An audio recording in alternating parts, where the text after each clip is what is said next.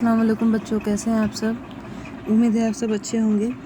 आज हम लोग आपका जो उर्दू का पहला चैप्टर है उसका बाकी पोर्शन जो बाकी हमने पहले छोड़ा था उसको कंप्लीट करेंगे।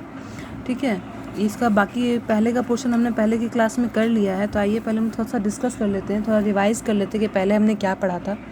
तो जैसा कि हमने पहले पढ़ा था कि ये जो चैप्टर है वो हमारे एरिया में, हमारी सोसाइटी में हम लोग जहाँ रहते हैं उस माहौल को साफ़ सुथरा रखने के बारे में है, साफ़ सफाई की इम्पोर्टेंस के बारे में है। अगर हम लोग साफ़ सफाई नहीं रखते हैं तो उसके क्या क्या नुकसानात है उसके बारे में यहाँ पे बताया गया है।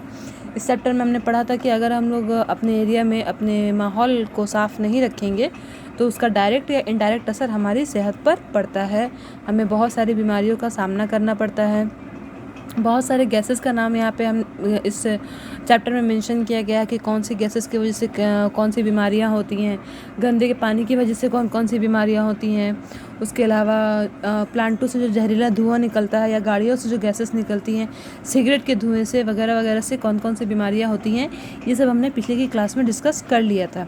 आइए इसका आगे का पोर्शन हम लोग अभी पढ़ेंगे। इसका पीडीएफ हम आप लोग को भेज देंगे, आप लोग घर में भी इसको रीड कीजिएगा। जिनके पास बुक है वो लोग बुक से पढ़ेंगे, जिनके पास बुक नहीं है वो लोग फ़ोटो देखकर पढ़ सकते हैं। तो आइए हम लोग आगे पढ़ते हैं। आज यहाँ तक हमने लास्ट क्लास में कर लिया था, बस ये थोड़ा सा पोर्शन है इसको ख़त्म कर लेंगे आज हम लोग। देखिए, हवा की एक सतह ओजोन नामी एक गैस पर मुश्तमिल है। ये गैस अल्ट्रा वायलेट शाओं को ज़मीन पर आने से रोकती है। अगर ये शाएँ रोकी न जाएँ तो ये इंसान के चमड़े को जला देंगी और कैंसर जैसी बीमारियों का बायस बनेंगी। देखिए, यहाँ बताया जा रहा है कि आसमान और ज़मीन के बीच में एक लेयर है। ठीक है, एक लेयर है जिसका नाम ओजोन है। ओजोन एक ऐसी लेयर है जो कि सूरज से एक अल्ट्रा वायलेट नाम की एक किरण निकलती है। ठीक है, एक ऐसी किरण निकलती है जिसका नाम है अल्ट्रा वायलेट। ये बहुत ही डेंजरस किरण है। इसको रोकने के लिए ओजोन लेयर है। अगर वो किरण ज़मीन पे आने से नहीं रोकी जाएंगी तो क्या होगा कि अगर वो किरण जो है, जो अल्ट्रा वायलेट किरण है, वो अगर डायरेक्ट ज़मीन पे पड़ती है तो क्या होगा कि वो इंसान के चमड़े को जला देंगी और कैंसर जैसी बीमारियां पैदा करेंगी। अल्ट्रा वायलेट जो किरण है अगर वो डायरेक्ट ज़मीन पे पड़ेगी तो इंसान के चमड़े को जला देंगी और कैंसर जैसी बीमारियां बनेंगी। लेकिन ये जो लेयर है ओजोन लेयर, ये इस किरण को डायरेक्ट ज़मीन पे पड़ने से रोक कर रखता है। ठीक है, एक गैस क्लोरोफ्लोरोकार्बन है जिसके इस्तेमाल रेफ्रिजरेटर में होता है। ये गैस फिज़ा में मिलकर ओजोन गैस की सतह में छेद पैदा करती है। देखिए, यहाँ पे एक गैस का नाम लिया गया जिसका नाम है क्लोरोफ्लोरोकार्बन। क्लोरोफ्लोरोकार्बन जो है उसका इस्तेमाल फ्रिज के कामों में किया जाता है। तो ये जो काम इंसान कर रहे हैं फ्रिज के इस्तेमाल के लिए, तो ये गैस इस्तेमाल की जा रही है क्लोरोफ्लोरोकार्बन। तो इसका असर क्या हो रहा है कि ये जो गैस है ये हवा में मिलकर जो लेयर है ना ओजोन लेयर, उसमें जाकर वो छेद कर रही है। तो छेद करने से क्या हो रहा है, जो रोशनी जो अल्ट्रा वायलेट किरण ज़मीन पर नहीं आ पा रही है उसको आने का रास्ता मिल जा रहा है। छोटे छोटे छेदों के ज़रिए से वो वो रोशनी अब ज़मीन पर आ रही है। वो किरण जो है सूरज की जो किरण है वो ज़मीन पर आ पा रही है इस कार्बन की वजह से। ये जो कार्बन है, ये जो हवा में मिलकर जो छेद कर रहा है ओजोन लेयर में, उसके ज़रिए वो अल्ट्रा वायलेट किरण जो है वो ज़मीन पर आ रही है। और अक्सर हम लोग सुनते हैं कि अब जो लोगों को बीमारियां हो रही हैं, कैंसर की बीमारियां, ये कॉमन होती जा रही है, ये बहुत बढ़ती जा रही है। ये क्यों हो रहा है? क्योंकि ओजोन लेयर में छेद होता जा रहा है और अल्ट्रा वायलेट की रोशनी जो है वो यहाँ पे आ रही है, दुनिया में पहुँच रही है, ज़मीन पर पहुँच रही है। देखिए, आगे पढ़ेंगे। इस छेद की राह से अल्ट्रा वायलेट शाएँ ज़मीन तक पहुंचकर इंसान को नुकसान पहुंचाती हैं।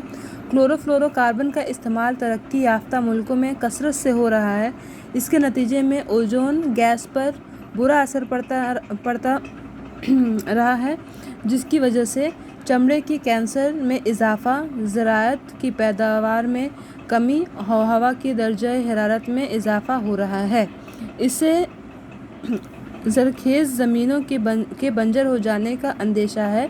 इस तरह आइंदा सालों में एशिया भी कहत और फाके का शिकार हो सकता है। देखिए, यहाँ बताया गया कि क्योंकि क्लोरोफ्लोरोकार्बन का इस्तेमाल जो है वो बहुत सारे कंट्रीज़ में तरक्की के लिए किया जा रहा है, हमारे इंडिया में भी बहुत हो रहा है। रेफ्रिजरेटर का काम आजकल तो फ्रिज हर किसी के घर में है। तो इसकी वजह से ओजोन लेयर में जो छेद हो रहे हैं उसके ज़रिए ये जो अल्ट्रावायलेट किरण है वो ज़मीन पे पहुंच पा रही है, और इससे क्या हो रहा है कि ज़मीन की जरखेज़ी ख़त्म हो रही है और लोगों में कैंसर की बीमारी ज़्यादा होते जा रही है, चमड़े की कैंसर की बीमारी ज़्यादा देखी जा रही है, और जो हमारे दुनिया का जो टेम्परेचर है वो बढ़ता जा रहा है, ठीक है ना। ये सब ओजोन लेयर में छेद की वजह से अल्ट्रावायलेट की किरण यहाँ पहुँचने की वजह से हो रही है। इससे ये अंदाज़ा लगाया जा रहा है कि अगर ऐसे ही वो जो किरण है, वो जो रोशनी है, वो अगर दुनिया में पड़ती रही, पहुँचती रही और अगर बढ़ती रही, तो एक ना एक दिन ऐसा भी टाइम आएगा कि एशिया, जहाँ पे हिंदुस्तान लोकेटेड है, वो फाके का शिकार होगा, ठीक है ना। क्योंकि ज़मीन की जरखेज़ी ख़त्म हो जाएगी तो अनाज कैसे उगेगा, अनाज नहीं उगेगा तो क्या होगा, फाके का शिकार होना पड़ेगा। तो यहाँ पे वही बताया गया है कि अगर ऐसा ही हाल रहा तो एक टाइम ऐसा आएगा कि एशिया जो कॉन्टिनेंट है वहाँ पे लोगों को भूख का सामना करना पड़ेगा। अभी देखिए एक और यहाँ पे आगे क्या दिया गया है। पॉलीथीन की ईजाद इंसान की नई ईजादात में से एक है। रोज़मर्रा के वो कौन सी चीज़ है जिसको पॉलीथीन में लाया नहीं जा सकता है। ये भी आप लोग को पता होगा कि पॉलीथीन जो इंसान ने बनाया है वो किस लिए बनाया है, अपने इस्तेमाल के लिए बनाया है। और अभी पॉलीथीन का इस्तेमाल बहुत आम हो गया है, अभी तो बहुत रोक हो रहा है, बीच में क्या हो गया था कि बहुत आम हो गया था। बिना पॉलीथीन के कुछ सामान लाना ले जाना बहुत मुश्किल हो रहा था। लोग कुछ भी सामान लाने या ले जाने के लिए पॉलीथीन का इस्तेमाल ज़्यादा करते थे, उसको ज़्यादा बनाया जा रहा था।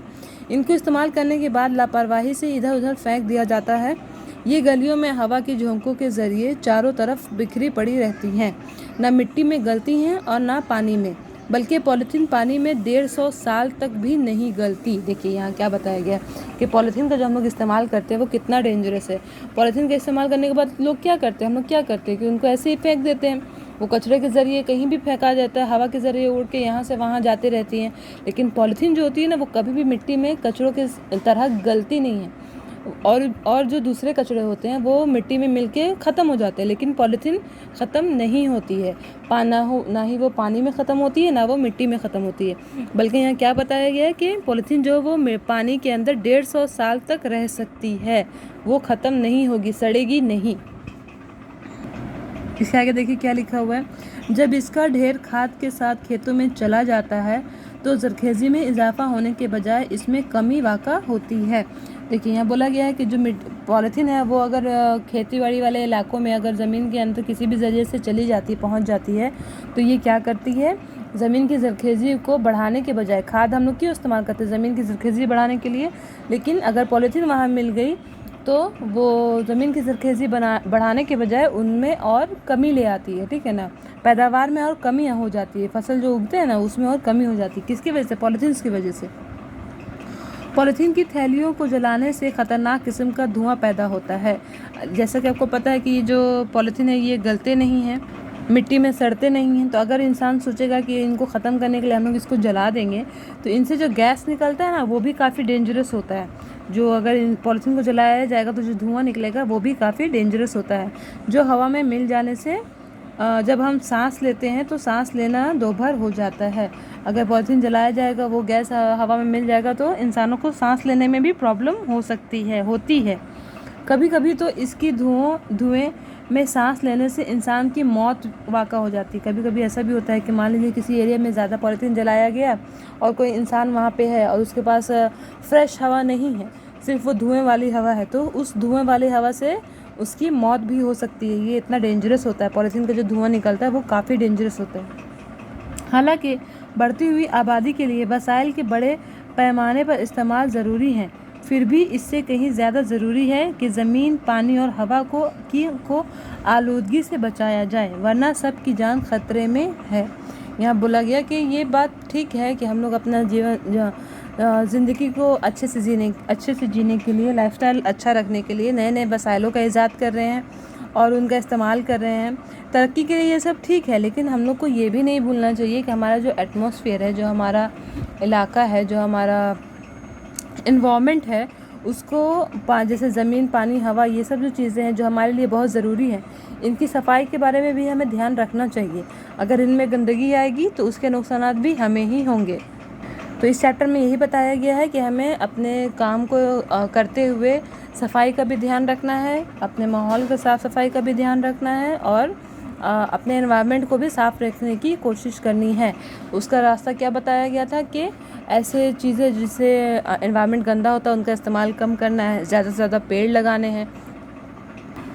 इन सब के ज़रिए हम लोग अपने एनवायरनमेंट को साफ़ सुथरा रख सकते हैं। तो ये आपका चैप्टर है, ये उम्मीद है आपको समझ में आया होगा। अब इसका ये एक्सरसाइज है और ये उसके कुछ क्वेश्चंस आंसर्स हैं। इसको हम इसका नोट्स हम आपको ग्रुप में भेज देंगे, आप लोग इसको लिखेंगे। ये जो आपके मायने दिए गए हैं, ठीक है, कुछ हार्ड वर्ड्स हैं उनके मीनिंग दिए गए हैं, आपको इनको भी लिखना है। इसका भी फ़ोटो हम आपको भेज देंगे और ये क्वेश्चन आंसर हम आपको भेज देंगे, आप उसको कॉपी में लिखेंगे।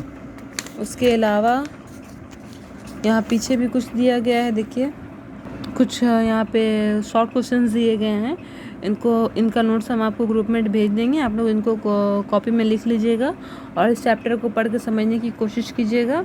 आपका होमवर्क ये रहेगा कि आप इस चैप्टर को 2 बार रीड करेंगे, ठीक है, और जो भी नोट्स आपको भेजा जाएगा आप लोग उसको लिख लेंगे। आपका पहला चैप्टर ख़त्म हो गया। नेक्स्ट क्लास में हम लोग दूसरा चैप्टर करेंगे जिसका नाम है तंदुरुस्ती। तब तक आप लोग पढ़ाई कीजिए अच्छे से। Thank you. अल्लाह हाफिज़।